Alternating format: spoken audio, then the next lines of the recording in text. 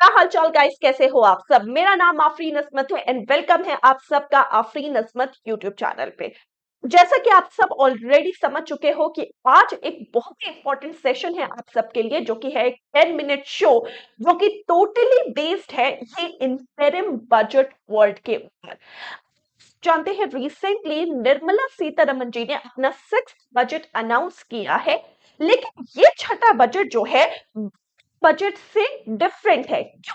क्योंकि बाकी budget union budget के नाम से आते थे, लेकिन ये बजट है इंटरिम यूनियन बजट। तो हम इस शब्द के बारे में सारी चीजें जानेंगे, ऑल अबाउट इंटरिम बजट की कॉन्स्टिट्यूशन में इसका क्या प्रोविजन है, इसका मतलब क्या है, इसकी नीड क्या है, आज के इस 10 मिनट शो में। बिना किसी देरी हम स्टार्ट करते हैं आज का ये शो।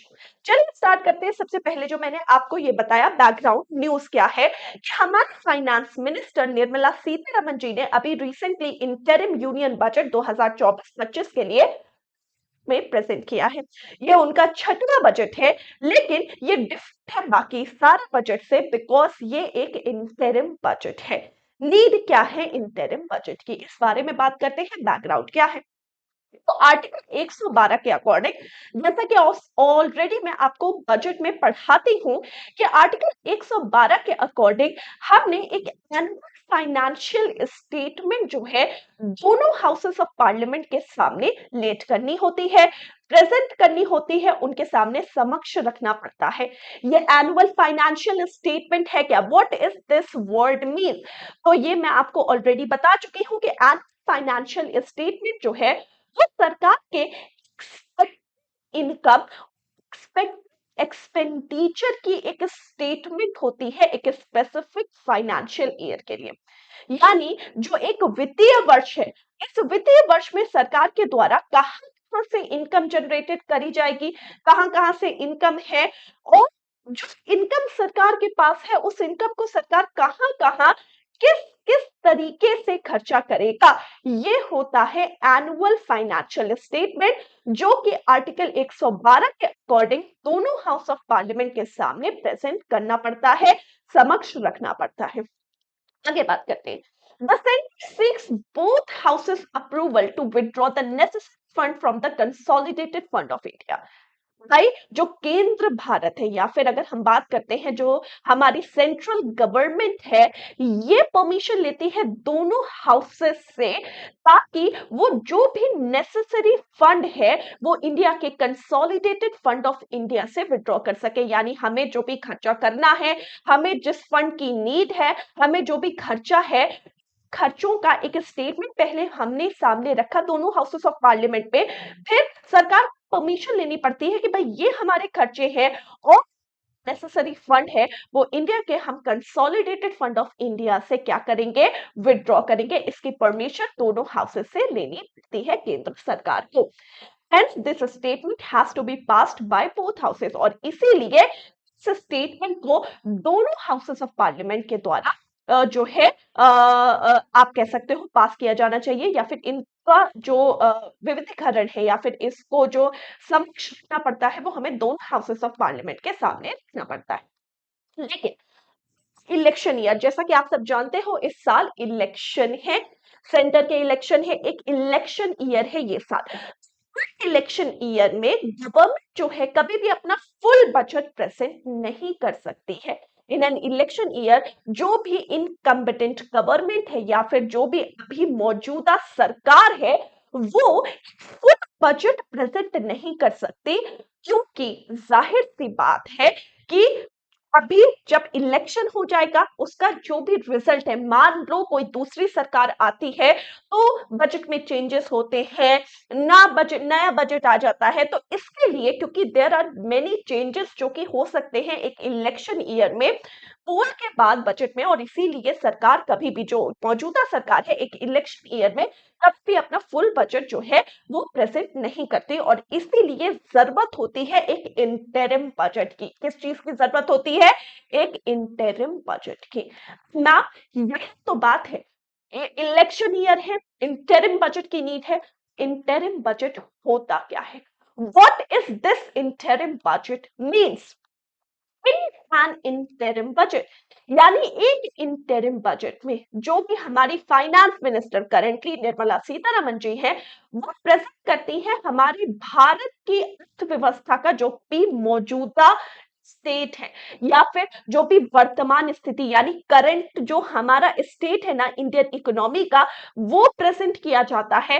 जो भी इसका स्टेटस है, फिस्कल स्टेटस, वो प्रेजेंट किया जाता है, जिसमें ये भी इंक्लूड किया जाता है कि इंडिया का रिवाइज्ड एस्टिमेट ग्रोथ क्या होगा अगले साल। यानी जो भी राजकोषीय नीति है या स्थिति है, जो भी हमारी अर्थव्यवस्था की मौजूदा स्थिति है, इन दोनों को प्रेजेंट किया जाता है एक इंटरिम बजट में फाइनेंस मिनिस्टर के द्वारा।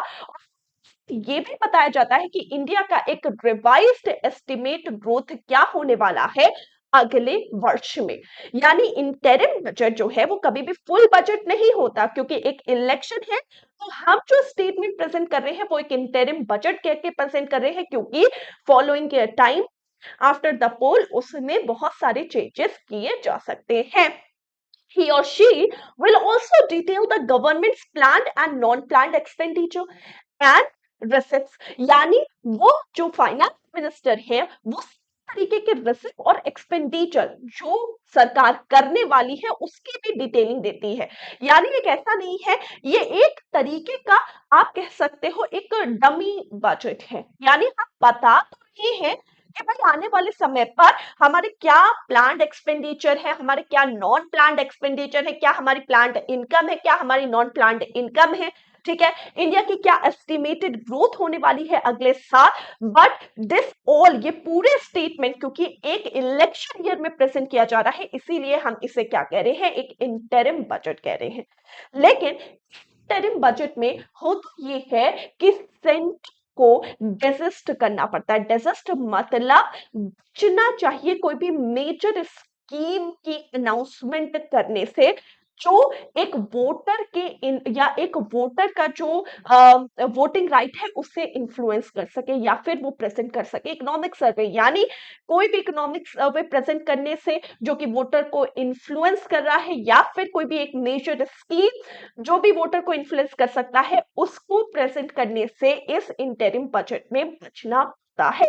लेकिन गवर्नमेंट जो है, जो भी मौजूदा सरकार है, इंटरिम बजट में टैक्स रेट्स को रिवाइज कर सकती है। यस, इंटरिम बजट में जो टैक्स रेट है ना, सरकार उससे जो है रिवाइज कर सकती है। यानी आप टैक्स रेट रिवाइज कर सकते हो, आप plan non plan expenditure revise कर सकते हो, लेकिन किसी भी मेजर स्कीम का अनाउंसमेंट करने से आपको बचना चाहिए जो कि एक वोटर को इन्फ्लुएंस कर सकता है। ठीक है, अब अगर हम बात करते हैं तो इंटरिम बजट भी बाकी तरीके के बजट के जैसे 1 फरवरी को फाइनेंस मिनिस्टर के द्वारा प्रेजेंट किया जाता है दोनों हाउसेस के सामने।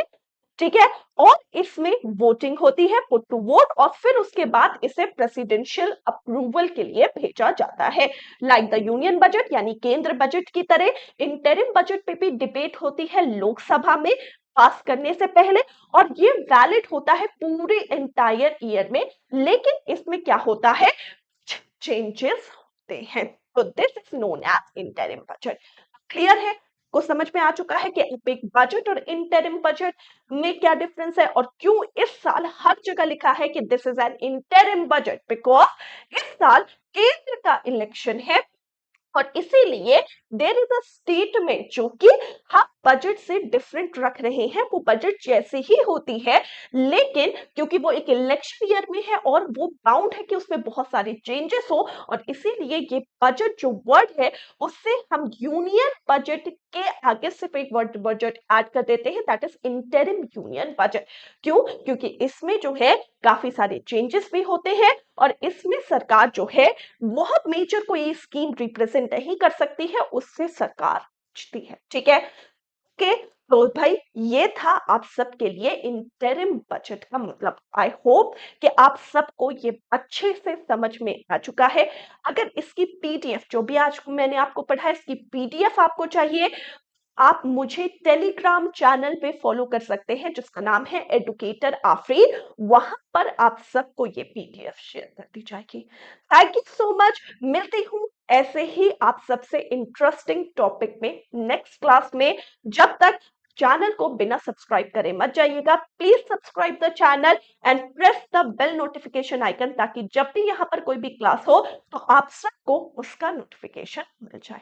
Thank you, bye bye, take care guys.